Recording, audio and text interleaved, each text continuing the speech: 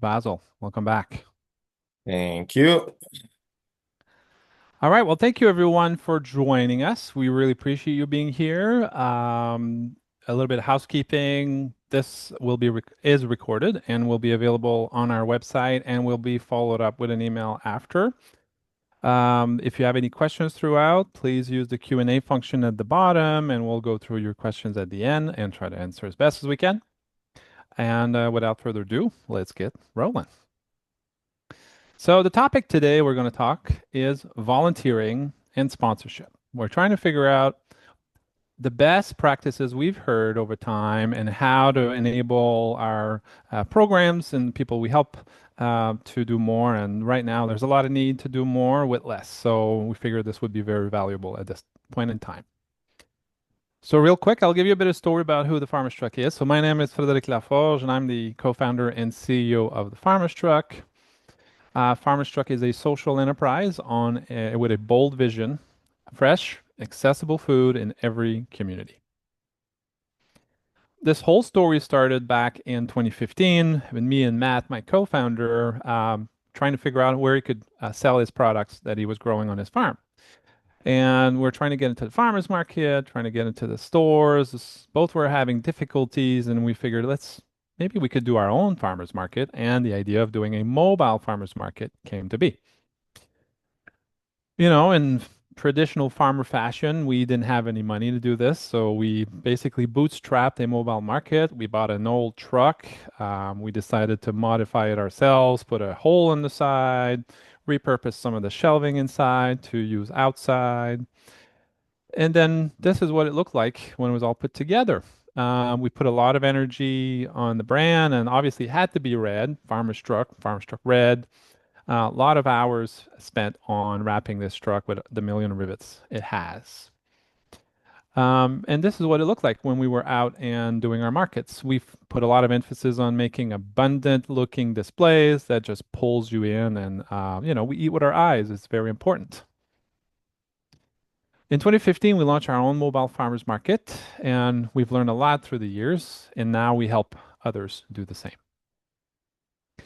So Farmer's Truck is now the most popular mobile market truck in North America, collectively serving over 25,000 families every week.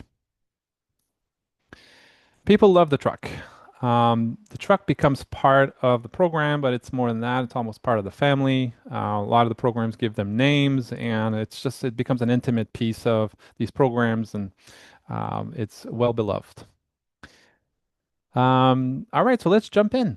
Let's talk about volunteers. Basil. Awesome. Yeah, volunteers are a crucial part of any mobile market operation.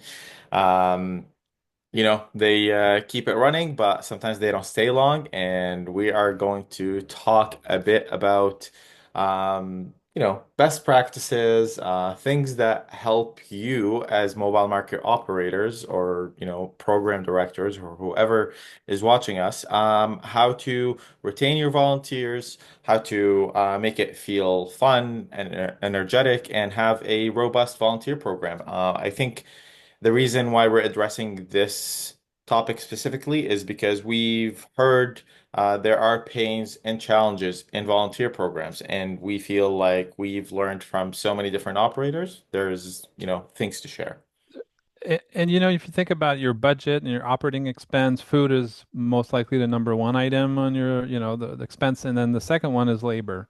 So if you're able to build a great volunteering program, you will save a lot of money and make your program more sustainable. Yeah. All right, so Yep. 7 solutions for lasting volunteer support. Let's start with number one. All right. So, I think most of our team ha has been volunteers in the past, and I typically always found the greatest thing about signing up for any volunteer shift is always knowing what to expect. So setting clear expectations, whether that's on your recruitment post, whether that's on your shift post, anything like that, you should just have as many details as possible. If you know exactly what you're signing up for, you're more likely to sign up for it with bring the right energy essentially and not have anything unexpected come your way as a Yep. volunteer. So managing expectation. Mhm. Where do I need to show up? When? How long do you need me? And do you need me every week or every month or right? Yeah. And then speak their language. If it's a post that you're putting up for students, it's going to be a little different than one you put at a workplace or at a church or a senior center. So speak their language. We build our mobile market programs to be human-centered in nature. So should the volunteer program, right? Provide a detailed and welcome packet or cheat sheet. I got one of those one time, and I felt like it covered everything. Whoever built that, thank you. And I remember my very first volunteer shift, way back in the day. I was paired with someone who has done this multiple times.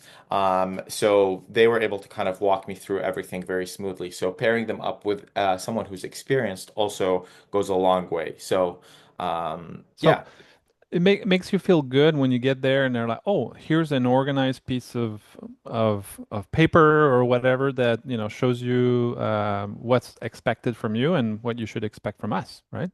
yep, Because yep, at the end of the day, this is a gift. They're giving you a gift, and it's time is arguably the most valuable thing. So let's make sure we take care of them. absolutely. Number two. All right, celebrate the small wins. I think recognition matters. Everyone might say, "Oh, I don't need the recognition," but everyone loves a little bit of recognition. I think highlighting the progress and show volunteers the impact they're making. A big part of volunteering is, you feel good about giving back to your community or, your society in general, but it also makes you feel good about yourself. And that's, something we don't talk about as often, but that's the reality of it. Um, Group chats, shout outs, social media, pizza nights, anything that you can do to create that kind of team feeling, that sense of belonging, that type of thing goes a long way. Highlighting the volunteers, today Derek filled up the whole truck all by himself. Something like that is And if you do, we talked about doing like, you do a photo of the volunteers and you try to tag at least the company and some of them in there. And you never know that their friends and their network has potentially other donors that's going to be brought forward because of that. So they are spending their time helping you and their friends are seeing them helping you and they're saying, "Hey, I want to help too."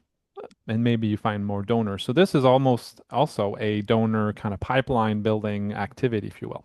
absolutely. And share some, feel good stories with them on, if it's some of the newer volunteers, telling them about some experiences or some great things that your program has done.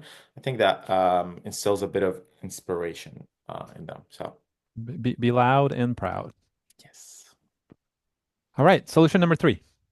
Match roles with the community. So, different groups bring different strengths. So, we need to kind of, like we talked about human-centered design. So that means also, segmenting your volunteers, just like you segment your customers. So different volunteers, from different walks of life, different age, different group, different whatever walk of life they come from, are going to have different strengths. So, for example, retirees are steady anchors. They might be able to help you with the logistics or the driving or the planning of things, while, maybe the younger students or the what is it called? The what are Young adults. no, I was thinking about the churches have the youth groups. They can bring a lot of energy, fundraising, that sometimes they have experience in fundraising themselves if they are in those youth groups. So, segment volunteers by age, interest, skill set, leverage young people for outreach, social media. There, you can lean on them sometimes. If you're not, as an operator, savvy with social media yourself, some of the volunteers can help out in those things. And Yeah, then you don't want a senior trying going around and lifting 50-pound bags of potato. You want to keep that for the younger and maybe get the senior to teach them how to not break their back doing the exact same thing. So, exactly. pair them up so they kind of, basically complement each other, maybe. Yep. And here we have a small post here at the bottom. That's a volunteer orientation here. It kind of ties into the first point too, where set the expectations. Doing something like this is a good recruitment tool. It's a good way to set expectations and to kind of maybe encourage people to highlight their own strengths and what they can offer for the program because sometimes people when you tell them what the jobs available are they can be like, oh, I can do this, lean into that as well. And this is most likely an activity you want to do ongoing because you want to continuously fill the pool of potential volunteers and refresh it. And you never know. Some people will come in for a short time. Some will stick around for years. But you kind of have to have a strategy in place to continuously recruit and make sure to this is if you do it right. This is going to be such a time and money saver that you will look at it in a different lens. Yeah. And Solution? honestly, Oh, yeah. go ahead. Sorry, I was just gonna say, the it really I wanted to shadow kind of what you were saying, saving time and money, because a lot of people spend so much extra time just continuously trying to fill those volunteer spots, and at some point it becomes time wasted when there are some efficiencies that will get you there faster. So And sometimes it's you might be calling 10 volunteers and maybe 8 shows up. You got to give and take with the community, and sometimes they can, sometimes they it is a gift, right? So you have to work with that. All right, speaking of solution 4. Yeah, so speaking of no shows, and we've heard sometimes, there's people that are eager, they sign up, and come shift time, they're not showing up. So keep the commitments light. Offer micro volunteering, a smaller shift, maybe once a week.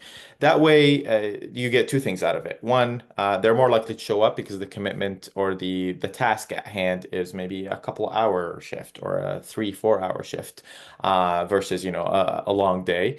And then you also increase the roster size. So if someone can't show up on Wednesday, maybe your Thursday person can fill in on that Wednesday because they're already just only committed to one day a week. So they might be able to commit a couple of days for you. So it helps you have a larger roster for no shows and sick days and all those kind of things. And at the same time, they're more likely to show up and when they know the job is not as demanding. And maybe that's how you make this an easy yes for most, is that you break down maybe the first type of experience as a volunteer into a 1 to 2 hour type of experience. So it's low commitment, but they get to taste what it is about. They get to see how well you take care of them and hear the impact they're having on the community. And all of a sudden, next thing you know, they want to do a 3, 4 hour volunteering every week. Maybe that grows from there. But to get the foot in the door, like make it an easy yes, right? Yeah, and I'll just share a quick story here. When I first moved to Buffalo, I volunteered with a partners of ours, Feedmore, Western New York, and we did meal delivery. It was a big a day after a big snowstorm, and we got there and it was, they gave me a sheet. Everything was kind of laid out. Another experienced volunteers kind of walked me through the whole thing. And they just said, you have these 10 homes to visit to deliver these meals. And we went and we did them probably in an hour and a half. And, I felt just working just an hour and a half, I felt just as good as I just like did a full day's worth of work because I visited so many people. I got to talk to a few people while I'm delivering their food, that type of thing. And the route was actually laid out very well. Thank you to whoever did that. And maybe those are some of the strengths that your older crowd or maybe some of your employee crowd that is good at these kind of logistics or laying out those types of plans. You can capitalize on that with them. So, So, micro so, shift. so from your experience, it sounds like they were managing your expectations. You got there was some structure, so you know how to work and what was expected from you. And most likely from that point on, you're thinking, well, that was not that big of a commitment. I can continue doing this every, Exactly. it's from that point on. Exactly. All right. Any other things on this slide? No, no. I think it's pretty straightforward, but leading Okay. into solution five. Solution five. So lean on the reliable groups. Whether you are in a rural community or urban, there's always faith groups, workplace volunteers. I mean, I'm in New York State. There's a mandatory 1 day volunteer per year for all workplaces, for example. I think uh, these specific groups come from a highly committed, whether you're an employee or committed to your company, whether you're in a faith group, you're committed to your church, mosque, whatever. Um, those groups typically tend to have higher reliability and higher commitment rates. And then they could also lead into other things, whether it can be a partnership and it can be a recruitment strategy. Um, Churches, the most common in the US are big on this. They typically have their own programs going on, and they are always happy to partner and they're happy to lend a hand. So lean into those types of organizations. And some of these organizations might be already doing this type of work, and so you're asking them to continue that great work and join you a little bit. So, Yeah. And um, yeah, sorry, I was going to say Fred might touch on this later, but if you are getting some employees from a certain company, there's a potential sponsorship angle there that, that you could tap into with those, if your employees already volunteer there and maybe the market stops in front of your workplace and sells those employees some fresh food.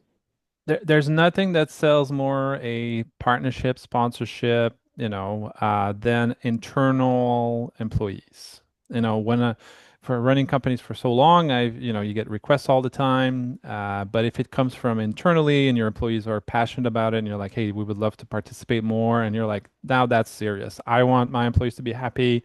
It lines up with their values, lines up with my values. Let's do it. Pitch And it to your HR rep. They'll love it.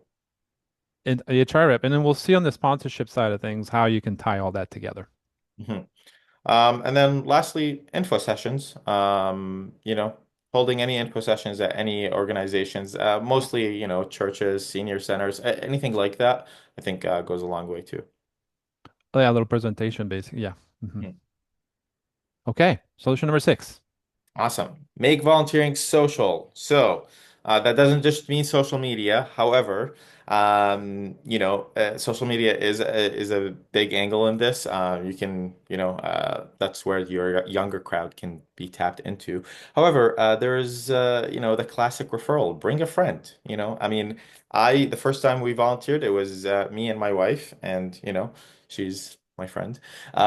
So we went around and delivered those meals. She would drive, I would run up to the door, have a little conversation, deliver the meal, and it felt nice because I had someone with me versus just going by myself, right? So There's a lot of psychology around working with side by side with, especially with men for some reason. Like men, it seems to be how we build relationships, just working side by side and not necessarily exchanging, but just being together and doing something is something that is building, let's say, and it becomes a third space. We were talking about third space last week, but volunteering is a third space, is where you meet new people, is where you kind of all equal at the end of the day. You're trying to help, whether you're rich or poor, you're here to help. So it equalizes everything. Yeah, and if you there's other stuff you could do on social, like tag a friend campaigns. I mean, there's a lot of things that you can do on social media. But the last thing I wanted to highlight with this point is, I mean, when you bring a friend and you did something with your friend, one, it create like that emotional kind of memory attachment that we have in human psychology, creates a more openness to have that experience reoccur again for you. So. And then it makes it fun, honestly. I mean, And who doesn't want to hang out with their friend doing something that feels good? So, um, it's like you go to, unlike me and Erica, we're like, hey, I'm doing yoga. She's like, you should come to yoga. I'm like, yeah, I need to go to yoga. And we're both kind of pu pushing each other to do more and do better. And this is the same thing, right? If your friend is into it and you're like, oh, I'm not kind of tired today. And it's like, no, no, we're going. Let's go. Yeah. You show up, right? So I'm retention. one of those people. I honestly sometimes I will not go to the gym alone, but Kristen goes, let's go to the gym, and I'm like, let's go to the gym. Yeah. So I'm one of those extroverts that needs a social aspect to get some things done sometimes. So That's how the brain works. yeah. All right. And then last but not least, solution seven. Yes, use the right tools. So, some people are still managing their volunteer teams on Excel. No shade to Excel. We love Excel. It's a great tool. However, there are volunteer apps, quick orientation videos that you can create. Buddy systems, group chats are, I think, are essential. I mean, outside of just using the right tools and technology, you should have a group chat, WhatsApp, iMessage, whatever works for you guys. But there are some programs, and we'll share some with you on the next slide here in a second. There's all kinds of platforms. We picked the top three that we kind of learned from some of our operators, but they can send reminders an hour before. You can set up a profile for them. They can go in and pick their shift. So you create all this flexibility, and you don't have to do printouts and stuff. Maybe everything is on the app, all the expectations that you want to set. So And, those and are, yeah. the reason why these tools are so important is because when you're creating this volunteering program experience, you'll soon find out that it's very tedious because everybody's got their own preferences and you got to break it down in bite size and all that stuff. So you're looking, oh, this is so much work compared to like just hire someone, show up, do this, and 8 hours later go home. So if you're leveraging the tools that will show you, this is going to make your life a lot easier. So Yep. right now, maybe it looks like a mountain, but with the right tool, makes it a lot easier. And there's, this is something that we see often, because there's sometimes no shows and stuff.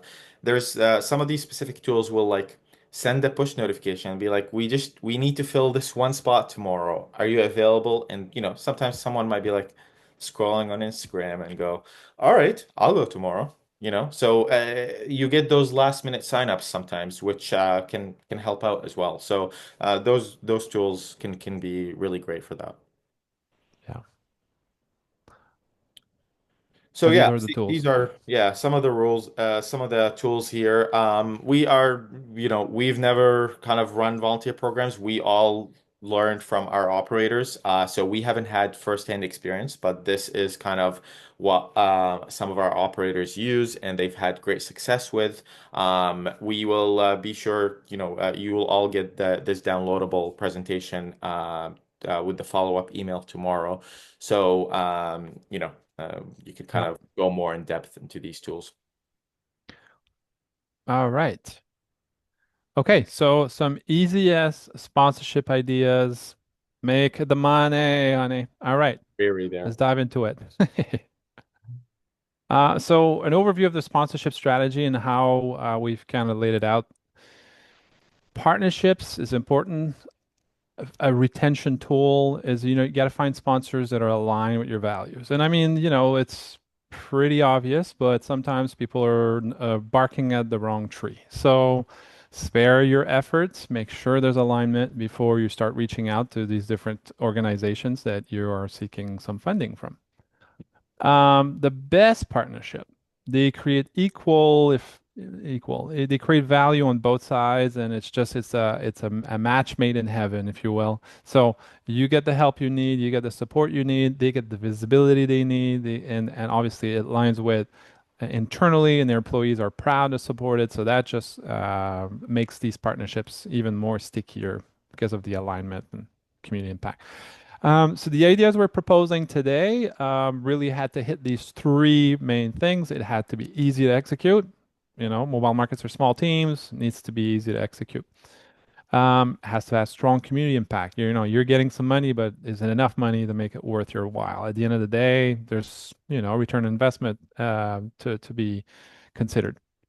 And then the perception and the value for the sponsor, like how much visibility am I getting? What type of structure does that look like? Can All you right. maybe Yes.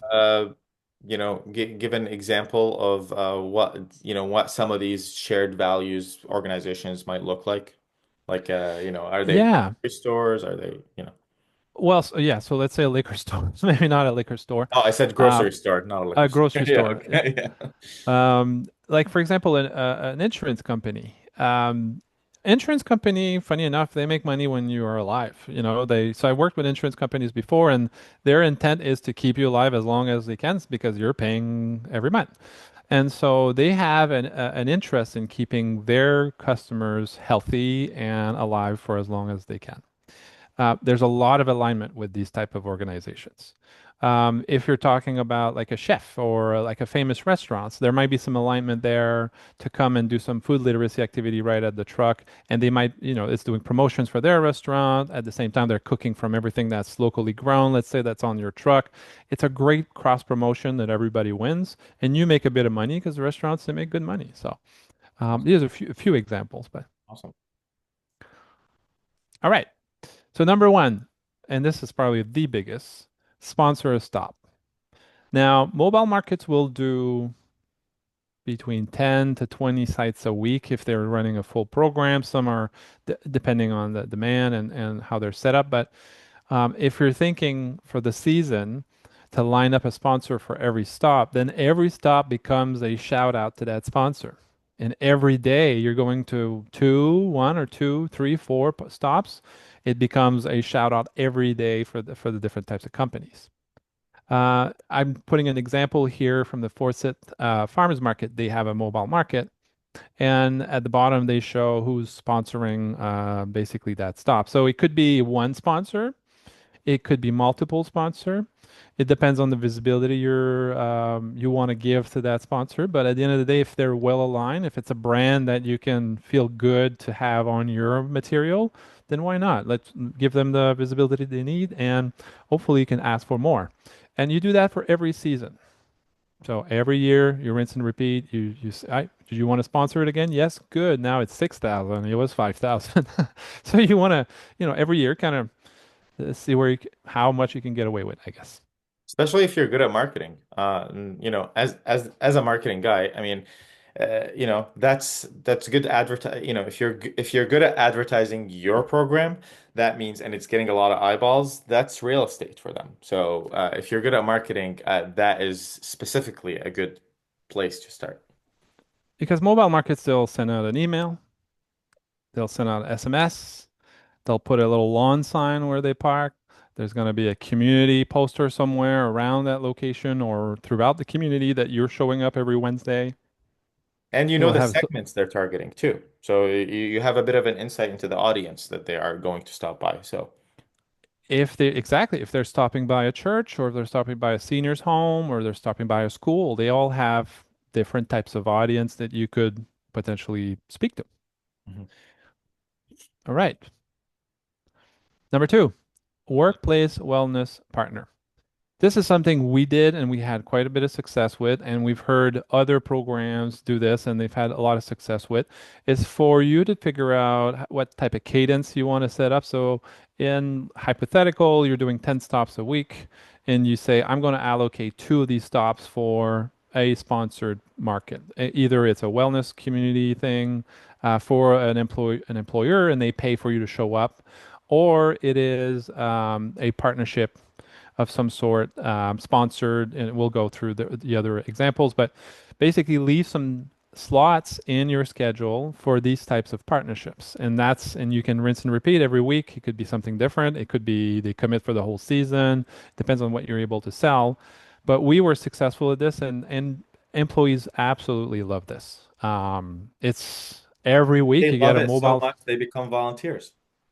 and they become volunteers and they rave about it. And at the end of the day, they're eating more fruits and vegetables, and that's what we want. So, and in the bottom, I put a little example. We had a little brochure basically showing, what type of activities and things we would do for these types of arrangements. So, Yeah, we actually worked. Sorry, Fred, to not to drag on here, but we I think we worked with some of our partners in creating some of these sponsorship templates for them to help them get some of these sponsorships. So I think creating packages is goes a long way. Just cuts. It's marketing.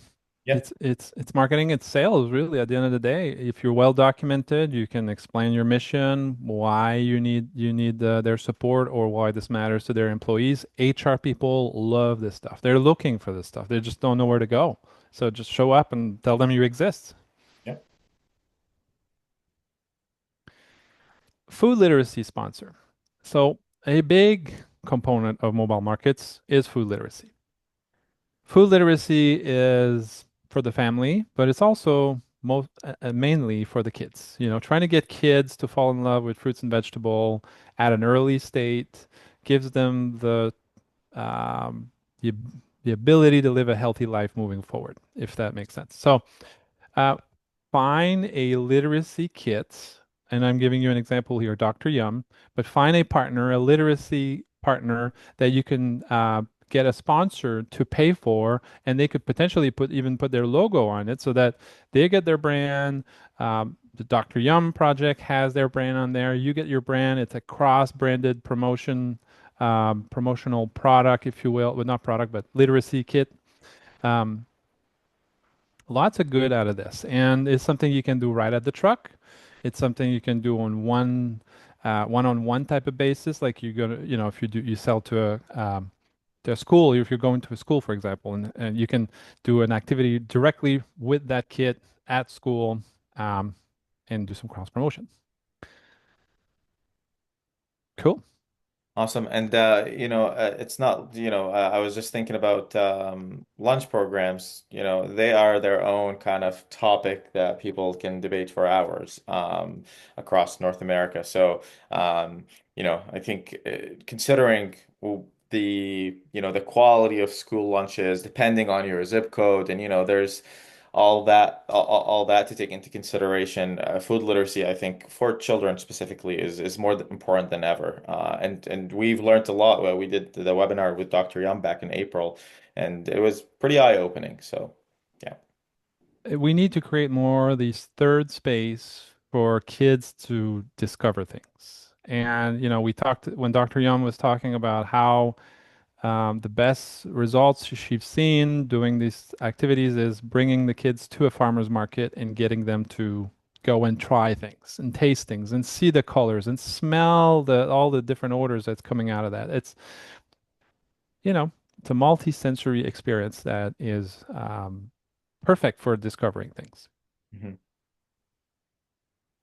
Okay, number four, produce match sponsor. Um, this is pretty straightforward, but basically there's a lot of organization, and I'm giving an example here of an insurance company that's supporting food for kids. And so, it speaks to them. It's aligned with their values. It's a different way to say, hey, help your community.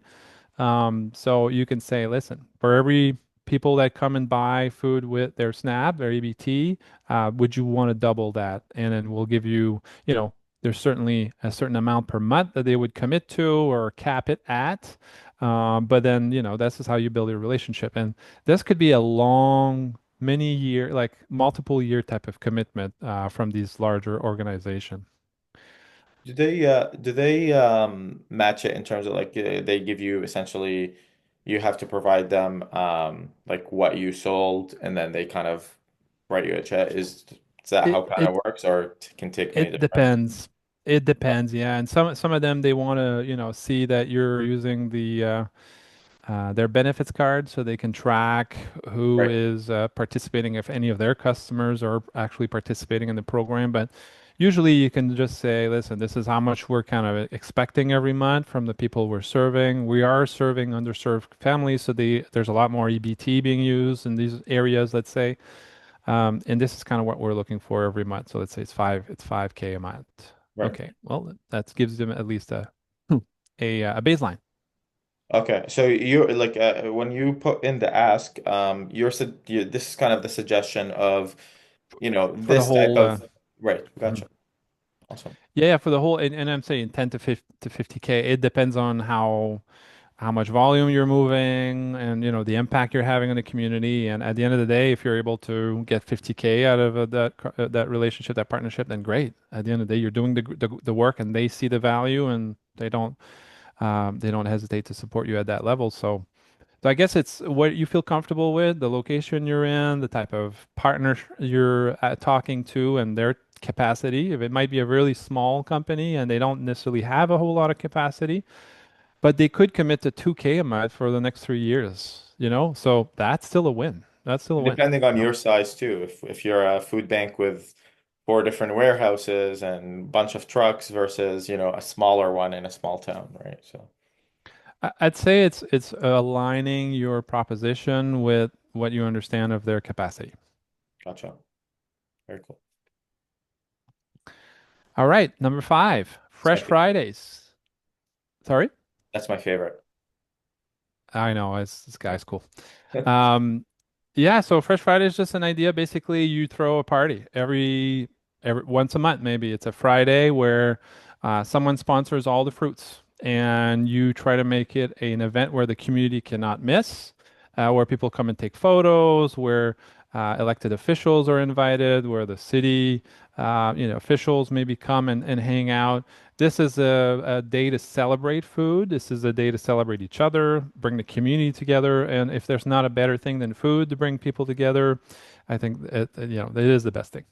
So create a day of good vibes and community buzz. And you could ask for 5 to 15K depending on the volume and depending on the type of um, traction you're in the community going to be serving. So, but you want to make sure you end up with more money in your pocket. Obviously, that's the goal.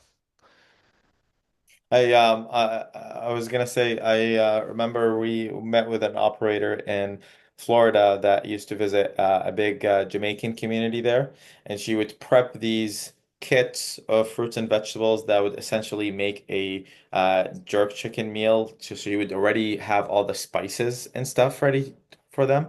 And then on Fridays they would come and everyone would come, rather than going and buying, it from some greasy spot, she would kind of insert all these like new vegetables to jerk chicken by just making it, and it was like a big thing in their community. So, and she did it on Fridays, so that's why it rings a bell. Yeah, It, it could be fruits. It could be Nutrition Friday. It could be basically you create a one type of event that you can repeat, probably not every week, or it could be every week. You could say, listen, that's my strategy. Every Friday, I'm going to find a spot in a sponsor to do this kind of Fresh Friday activity. Mhm. Um, but maybe you just want to do it once a month because you want to keep it special. So it's for you to figure out what is best for you and what brings the right Right. attention Yep. and operation too. And just an example here. It's a clinic sponsoring these basically vouchers for fruits and vegetables. So I thought that was kind of cool. Well, Number six, season sponsor. So your vehicle is a giant billboard.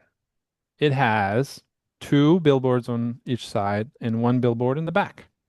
When you're driving around, this is what you're looking at. When you're parked on the side of the road, you're looking at something else, and the back of the truck is showing something else, right? So there's tons of space for you to put sponsors. And I think this is a no-brainer. Basically, every 3 years, you could set yourself that kind of cadence that every 3 years you find a new sponsor or a series of sponsor that will sponsor the program for the next 3 years, but also, they get their brand new wrap, co-branded wrap, vehicle wrap that's a fresh new wrap every 3 years. So you put that in your cost of operation, right? You're going to be wrapping the vehicle maybe every 3 years, but everybody gets a chance to put their logo on every 3 years. So that gives you the opportunity. And what can you ask?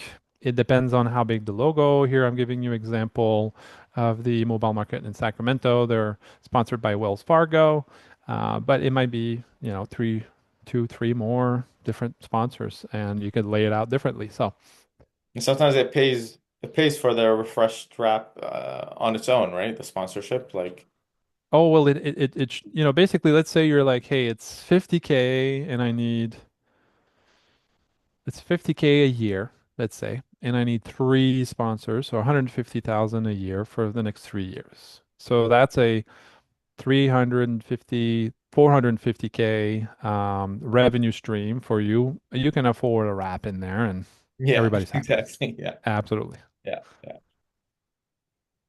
All right. The last idea, the market passport program. So this is just a quirky idea, but the idea is, you want to make sure people come back to the mobile market.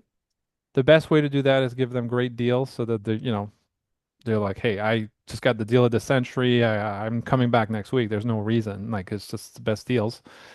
But you can also do different types of loyalty programs like a loyalty punch card. And here I'm just giving an example of a punch card that could be, taste the rainbow. So as you try different fruits and vegetable, and maybe this card changes with the season because there's different things that grows in your community in the season. And you're punching these things, and once they're done, they get a $5 off their next purchase. Yeah. So it doesn't have to be too complicated. I used to collect those like I don't know back when we were younger, there was the sub it wasn't Subway, it was another sub place that you would get 10 subs and then the last one would be free. And people would go nuts to kind of trying to collect those all the time. Like sometimes it would be in their head it's like need to just get to that free sub. There's just like something about in our psychology where we like wanna you know The game. It's yeah, gamify. gamifying, exactly. Yeah. Gamifying. Yeah. Gotta catch them all. Gotta catch them all.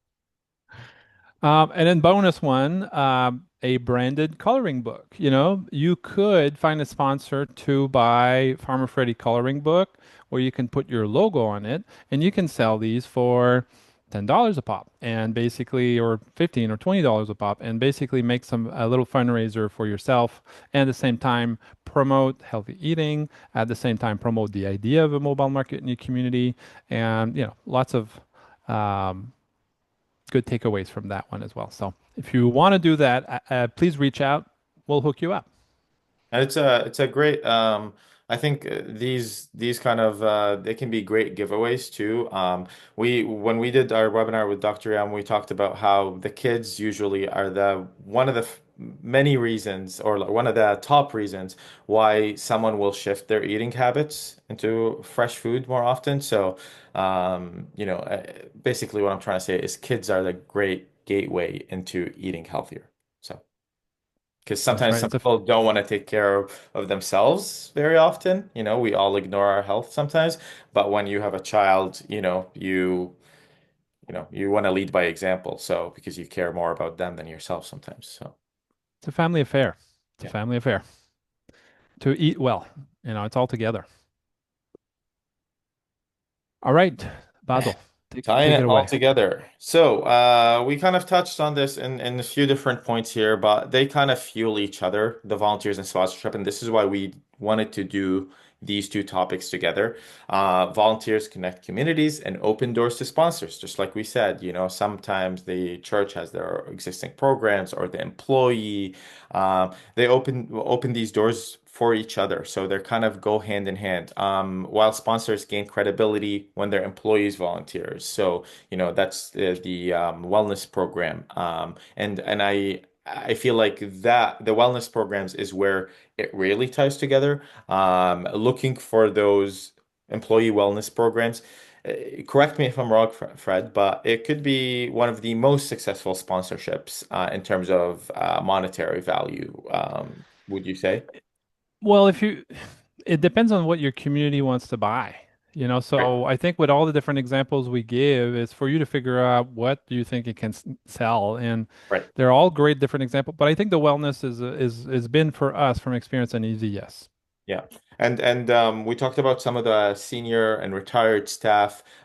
Those are people that usually are very connected with the community, especially if they're willing to volunteer. So they know business owners, they know small business owners. Those can be sometimes your ambassadors or your voice out there to promote your program. So that's another area where you can lean on their strengths, tying it back to capitalizing on everyone's strengths. So but yeah, I think Together, they create markets rooted in dignity, inclusivity and abundance. So, They feed each other. Absolutely. And now I just noticed Basil, it says Basil on my screen too. So we're both Basils in this, I guess. oh, because we're yeah, same account. Something.